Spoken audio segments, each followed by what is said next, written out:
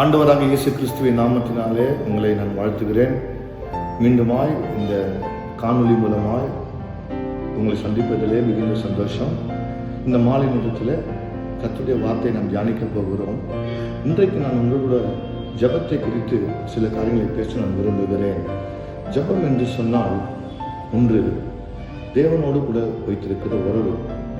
இரண்டாவது ஜெபம் என்று சொன்னால் நாம் தேவனிடத்தில் ஏறெடுக்கிற விண்ணப்பங்கள். தேவன் நம்முடைய விண்ணப்பங்களை கேட்கிறவனா இருக்கிறார். அது பைபிள் சொல்லுது, ஜெபத்தை கேட்கிறவரே என்று சொல்லி சங்கீதக்காரன் சொல்லுகிறார். ஆகவே இந்த மாலை நேரத்தில் நாம் ஜெபிக்க வேண்டும். ஒரு கிறிஸ்துவனுடைய வாழ்க்கை ஜெபத்திலே கட்டப்பட வேண்டும். ஒரு கிறிஸ்துவன் ஜெபத்திலே வளர வேண்டும். ஆகவே தான் வேதம் முழுவதும் ஜெபிக்க வேண்டும் என்று சொல்லி நமக்கு மிக கருத்தாய் போதிக்கிறது. சரி, நாம் எப்படி ஜெபிக்க வேண்டும் என்று சொல்லி வேதம் சொல்லுகிறது. நான் வாசிக்கிறேன், உங்களுக்காக ஒரு வசனத்தை வாசிக்கிறேன். முதலாவது 1 யோவான் 5:14 வாசிக்கிறோம். நாம் எதையாகிலும் அவருடைய சித்தத்தின்படி கேட்டால் அவர் நமக்கு செவி கொடுக்கிறார் என்பதே அவரை பற்றி நாம் கொண்டிருக்கிறேன். முதலாவது நாம் எப்படி ஜெபிக்க வேண்டும்? நாம் தேவ சித்தத்தை அறிந்து ஜெபிக்க வேண்டும்.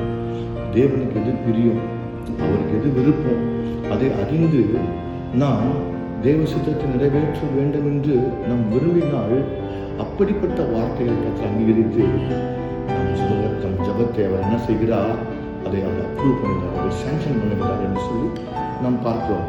இரண்டாவது, நாம் எதற்காக ஜெபிக்க வேண்டும் தெரியுமா? நமக்கு தினந்தோறும் தேவைக்காக. இங்கே வேதத்தில் மத்தேயு 6:11 வாசிக்கிறோம். ஆண்டவரே, எங்களுக்கு வேண்டிய ஆகாரத்தை இன்று எங்களுக்கு தாரும் என்று சொல்லி இயேசு சீஷர்களுக்கு ஜெபத்தை பற்றி கற்றுக் கொடுக்கிறார். என்ன சொல்லி கொடுக்கிறார்? ஆண்டவரே, இன்றைக்கு எங்களுக்கு என்ன தேவை? ஆண்டவரே, இந்த நாளுக்குரிய தேவை என்னப்பா எங்களுக்கு, அதை அறிந்து நாம் ஜெபிக்க வேண்டும் என்று ஆண்டவர் விரும்புகிறார். மூணாவது, நாம் எதற்காக ஜெபிக்கணும் தெரியுமா? நாம் ஞானத்திற்காக ஜெபிக்க வேண்டும். பார்த்தீங்களா, இந்த உலகத்தில் வாழ்வதற்கு நமக்கு ஞானம் ரொம்ப முக்கியங்க. இந்த உலகத்தில் ஞானம் இல்லாமல் நம்ம எதையுமே செய்ய முடியாது. தேவ காரியமா நமக்கு ஞானம் தேவை, உலக காரியமா நமக்கு ஞானம் தேவை, படிப்பு காரியமா நமக்கு ஞானம் தேவை, அல்லது அலுவலகத்துக்கு போறீங்களா, நமக்கு ஞானம் தேவை. எங்கே போனாலும் ஞானம் இல்லாமல் நம்ம உலகத்தில் வாழ முடியும். ஆகவேதான் நாம் ஞானத்தை குறித்து நாம் ஜெபிக்க வேண்டும். அப்போது கர்த்தர் சேர்த்து யாவருக்கும் சமூகமான ஞானத்தை கொடுக்கிற ஆண்டவராக இருக்கிறார். நாலாவது, நாம் எதற்காக ஜெபிக்கணும் தெரியுமா? பைபிள் சொல்லுது, லூக்கா 11:13 இப்படி போடப்பட்டிருக்கிறது, பொல்லாதவர்களாகிய நீங்கள் உங்கள் பிள்ளைகளுக்கு நல்ல ஈவுகளை கொடுக்க அறிந்திருக்கும் போது பரமபிதாவானவர் தம்மிடத்திலே வேண்டிக் கொள்கிறவர்களுக்கு பரிசுத்த ஆவியை கொடுப்பது அதிக நிச்சயம் அல்லவா? என்ன அர்த்தம்? இந்த உலகத்துல நாம் ரொம்ப நமக்கு வேண்டிய மிக விசேஷமான காரியம் பரிசுத்த ஆவியானவர். அந்த பரிசுத்த ஆவியானவர் இருந்தாதான் இந்த உலகத்தில் ஜெயத்தோல்வியா வாழ முடியும். அந்த பரிசுத்த ஆவி நமக்கு இருந்தாதான் இந்த உலகத்தில் பரிசுத்தமாய் வாழ முடியும்.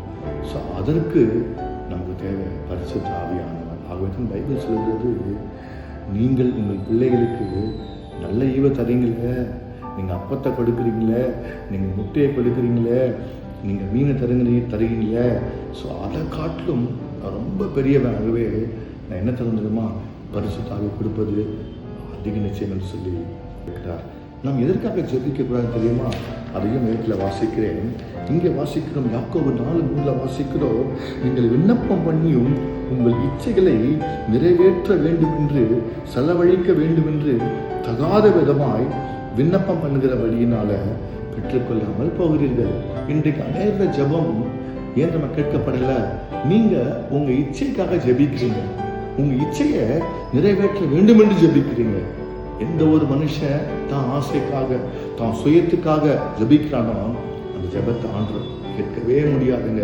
அதில் பைபிளில் வாசிக்கிறோம், சங்கீதம் 78 வாசிக்கிறோம், 30, 31, 32 விதமாக சொல்கிறது, அவர்கள் புசித்து திருப்தி அடைந்தார்கள், அவர்கள் இச்சித்ததை அவர்களுக்கு கொடுத்தார், அவர்கள் தங்கள் இச்சையை வெறுக்கவில்லை, அவர்களுடைய போஜனம் அவர்கள் வாயில் இருக்கும் போதே தேவ கோபம் அவர்கள் மேல் எழும்பி அவர்களில் கொழுத்தவர்களை சங்கரித்து இஸ்ரவேலில் விசேஷித்தமானவர்களை மடிய பண்ணி. பார்த்தீங்களா, இஸ்ரவேல் மக்கள் வனாந்திரத்தில் முறையிட்டார்கள், இச்சித்தார்கள்.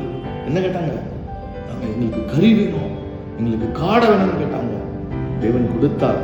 ஆனால் பார்த்தீங்களா, கொடுத்தது மாத்திரமல்ல, கூட வேதனையும் வந்து விட்டது, கூட துக்கம் வந்தது, கூட வியாதி வந்தது, மரணமும் வந்தது. ஆகவே தான் ஜெபிக்கும் போது கருத்தால் ஜெபிக்க வேண்டும். ஜெபிக்கும் போது கவனமாக ஜெபிக்க வேண்டும். எதெல்லாம் கற்றுக் கொடுப்பாரா? எதையும் கற்றுக் கொடுக்க மாட்டார். எது நமக்கு தேவையோ அதை தான் கற்றுக் கொடுப்பார். பார்த்தீங்களா, இஸ்ரவேல் மக்கள் கேட்டாங்க, கொடுத்தாரு. ஆனால் கூட வேதனை வந்தது, கூட வியாதியும் வந்து விட்டது. தேவ ஜனங்களே, தேவ சமூகத்தை ஜெபிக்கும் போது கருத்தாய் ஜெபிக்க வேண்டும், ஞானமாய் ஜெபிக்க வேண்டும், புத்தியாய் ஜெபிக்க வேண்டும். எது அவருக்கு பிரியமோ அதை நாம் கேட்க வேண்டும். அப்படி கேட்கும் போது நிச்சயமாக கர்த்தர் நாம் கேட்கிற அனைத்து காரியங்களையும் கர்த்தர் நமக்கு ஜெயமாய் மாற்றி கொண்டிருப்பார். இந்த மாலை நேரத்தில் இந்த வார்த்தை உங்களுக்கு மிகுந்த பிரச்சனை என்பது நான் நம்புகிறேன், விசுவாசிக்கிறேன். God bless you.